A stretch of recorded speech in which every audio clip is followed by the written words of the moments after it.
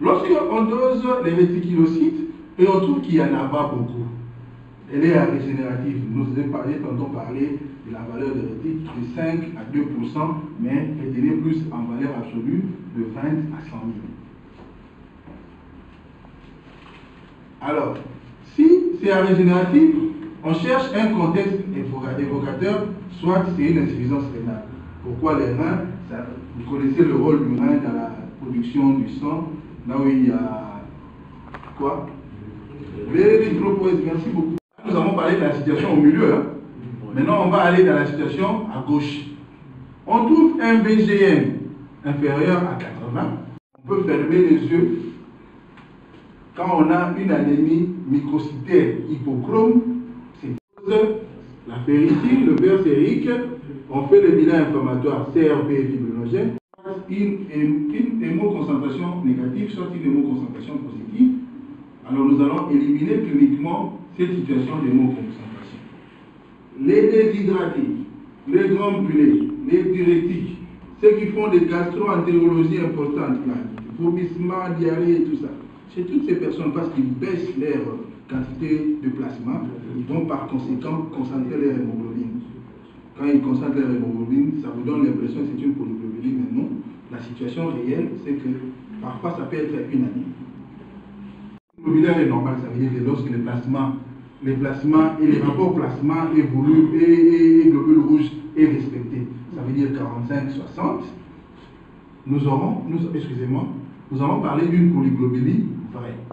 Pas nous avancer trop. L'examen qui nous avance le plus, c'est la recherche d'application de JAK2 pour confirmer la maladie des Vaquez pour la polyglobulie primitive. Bon, je ne sais pas s'il y a un laboratoire qui dose des JAK2 dans la ville. C'est la génétique, ça s'est fait ailleurs. Alors, lorsque l'EPO est élevé, on peut penser à deux situations, comme je disais, il y a deux cas.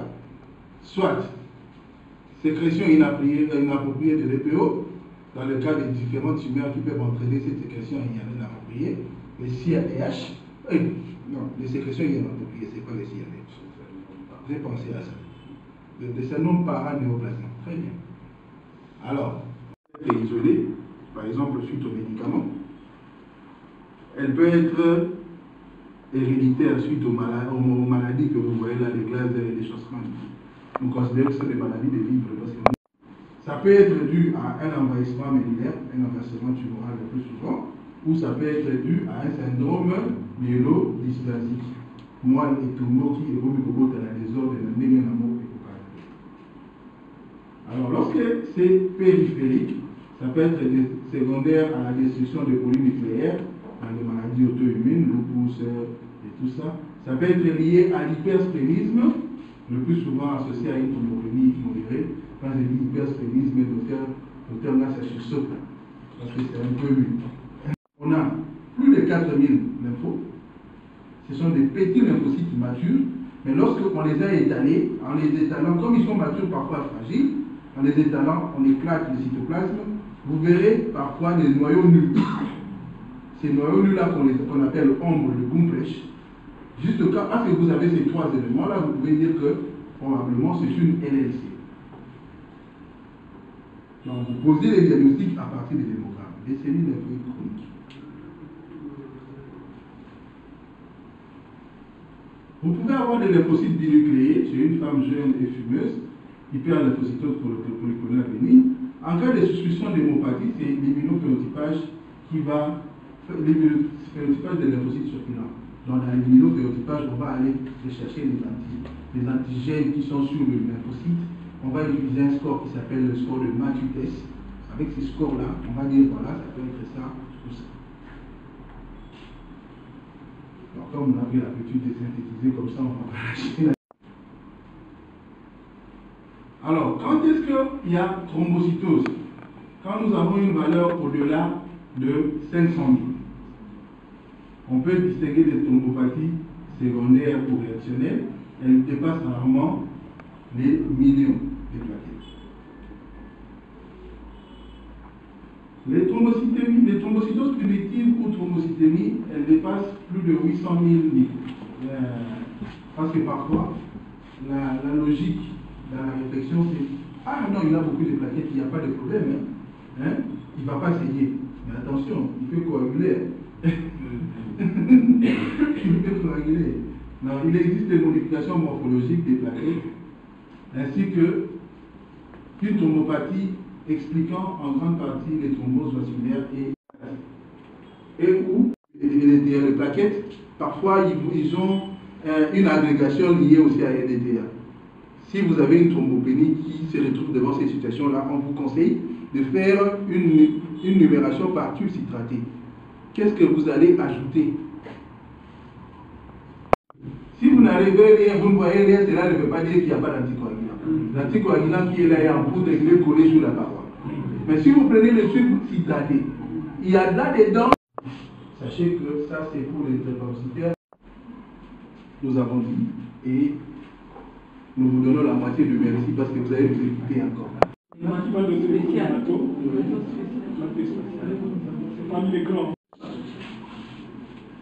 avez des questions?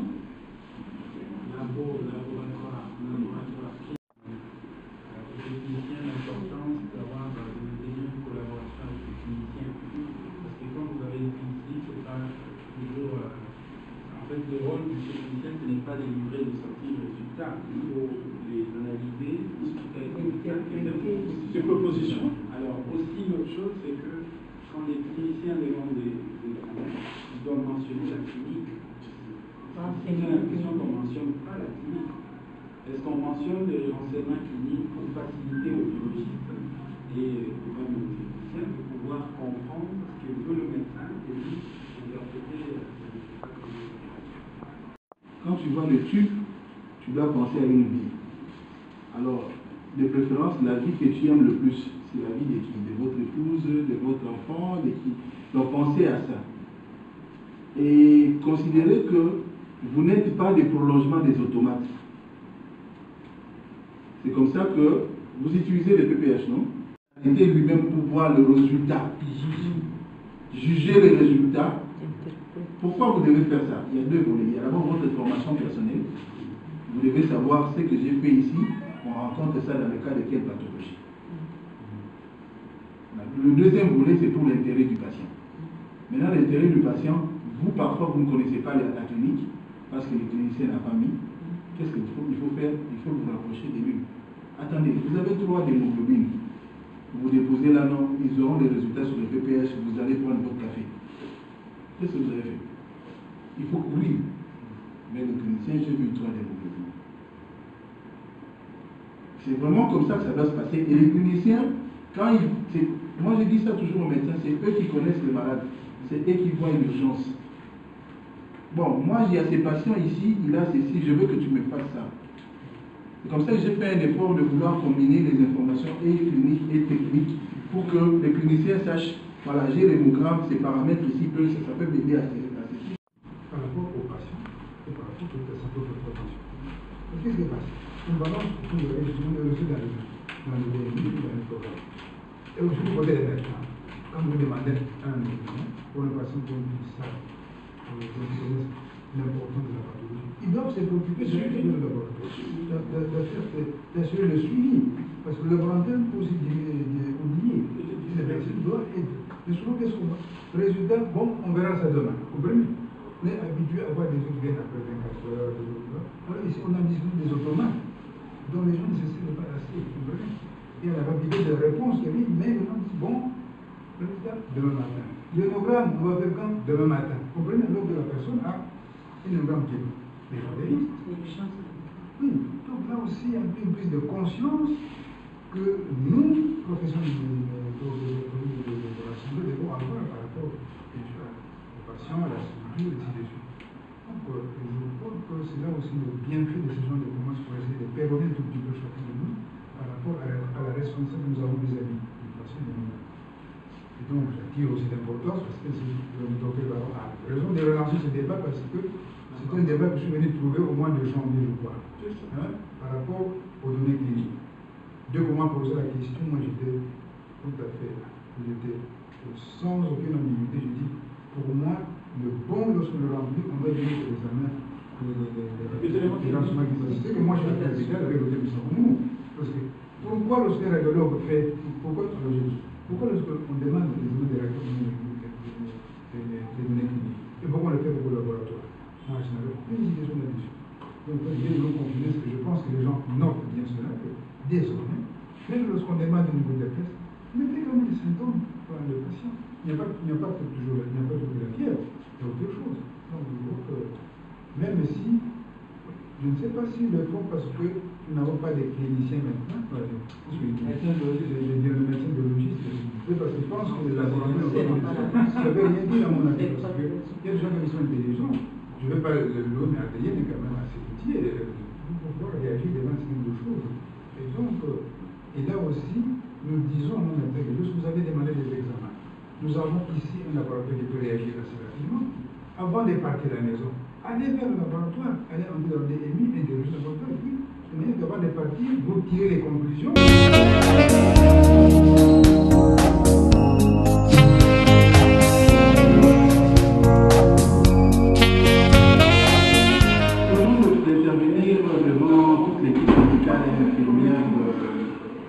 Centre médical d'Alliance, notre intervention était sur l'interprétation et les indications de l'hémogramme.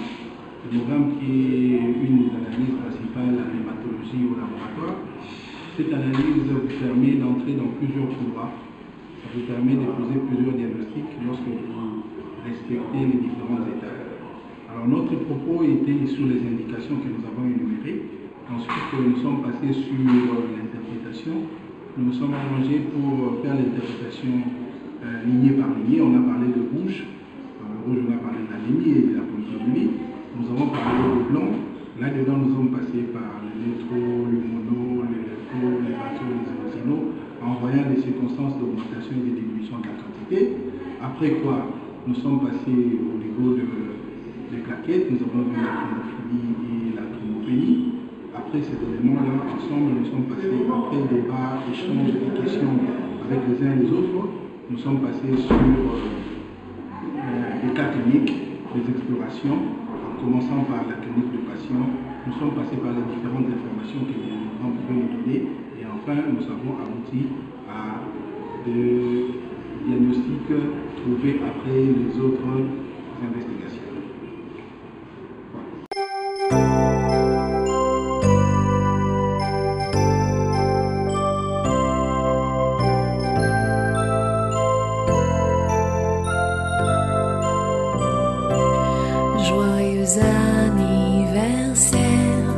Accepter de bon cœur mes vœux les plus sincères de joie et de bon cœur. Joyeux anniversaire.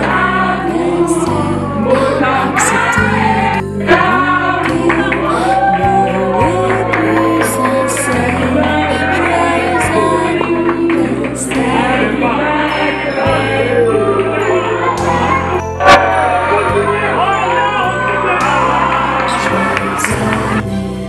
anniversaire. Accepter de bon cœur nos vœux les plus sincères de joie et de bonheur. Joyeux anniversaire. Accepter de bon cœur nos vœux les plus sincères. Joyeux anniversaire.